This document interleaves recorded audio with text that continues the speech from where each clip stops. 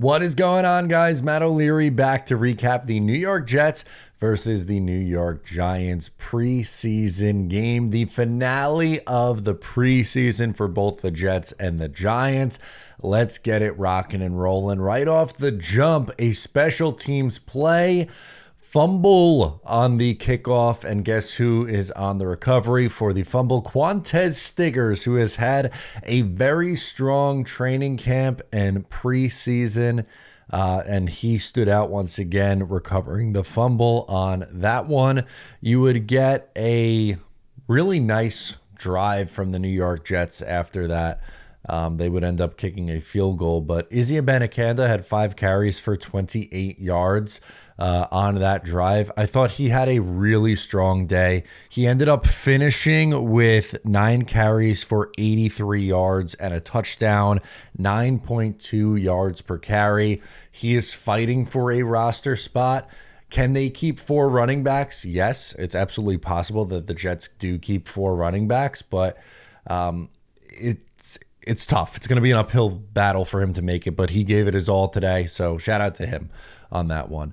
Unfortunately, a couple injuries for the New York Jets early on in this game. Xavier Newman, who I think did enough to earn a spot on the 53, ruled out with a shoulder. Kenny Yeboah had a groin. He was doubtful to return and did not return in this game. Giants possession, you would see Chaz Surratt come in and make a really nice run stuff on 4th down, which ended a drive. And I like Chaz Surratt, and I think he's been a good developmental project from Ulbrich, Saleh, and company, but unfortunately, I don't think he's going to make the roster just because, again, it's going to be really tough to narrow this thing down to 53. But also, I think Zaire Barnes is going to be the 4th linebacker that they keep, but love the play to end the drive from this Jets defense. Next possession for the Jets, their drive stalls. They would also lose Max Mitchell to an injury. He did not return. That's another depth guy, unfortunately, that was banged up on the offensive line.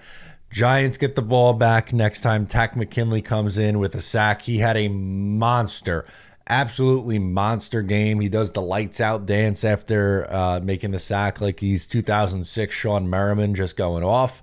I said it. I tweeted it out after that sack, and I felt vindicated by it the rest of the game. But I said that if Hassan Reddick is not here for week 1 against the San Francisco 49ers, Takk McKinley should start, man.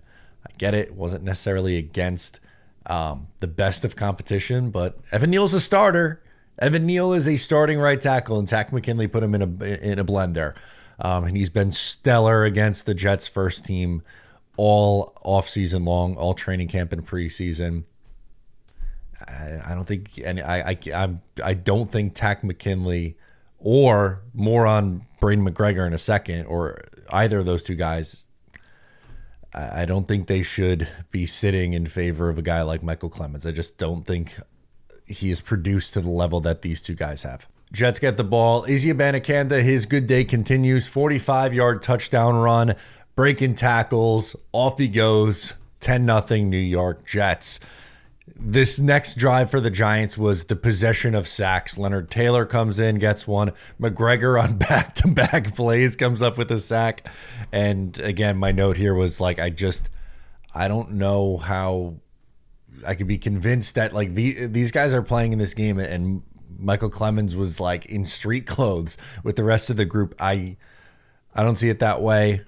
He's going to make the roster, he being Michael Clemens, but I'm going to be upset if one of Leonard Taylor, Braden McGregor, or Takk McKinley don't make this team.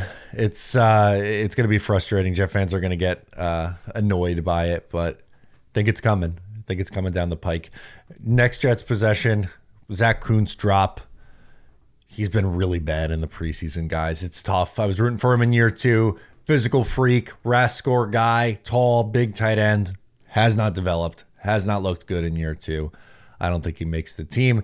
Giants would add a field goal. Leonard Taylor shows off a nice run stop, by the way, to help stop that drive. So a 10-3 game. Right before halftime, Greg Zerloin would miss a field goal at the half, a chip shot field goal, by the way, off the upright. Strange. Don't see him miss, but more on that later. When you're seriously hurt, your injury could be worth millions. Morgan & Morgan doesn't settle for lowball offers. They achieved significant verdicts in the past couple of months for victims involved in life-altering car crashes. It only takes a few short minutes to see if you have a case, and the fee is absolutely free unless you win. Over 3 million people like you call them every single year in their time of need, and they've recovered over $20 billion for their clients over the years. If you've ever gotten seriously injured, your case could be worth millions, and you're only a few clicks away from potentially changing your life. It's so easy. You can start your claim now with Morgan & Morgan at forthepeople.com/Matt, found in the description, or by scanning the QR code on your screen from your phone's camera. You can contact Morgan & Morgan today.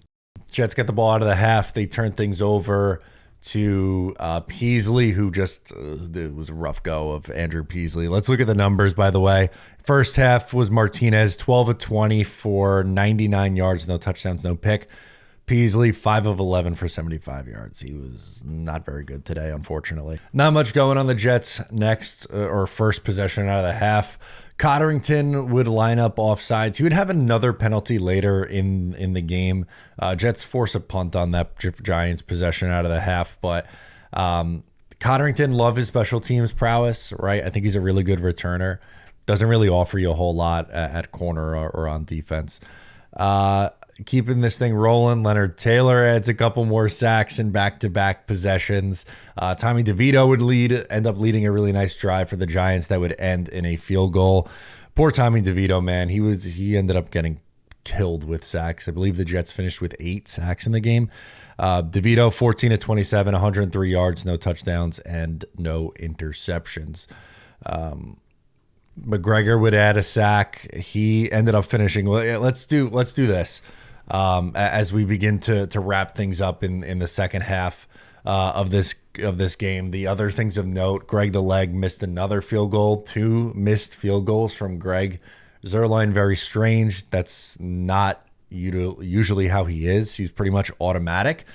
I mentioned the Cotterington got banged for another penalty. He had a hold towards the end of this game. 4th and 2, game on the line. Tommy DeVito tries to scramble. He ends up getting marked short. Tanzel Smart made a big play there to end the game. He also had a sack on the final drive.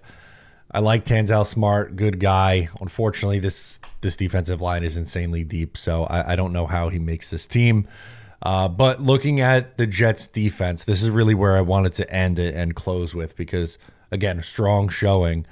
You had Leonard Taylor finished with 1.5 sacks. Braden McGregor finished with 2 sacks.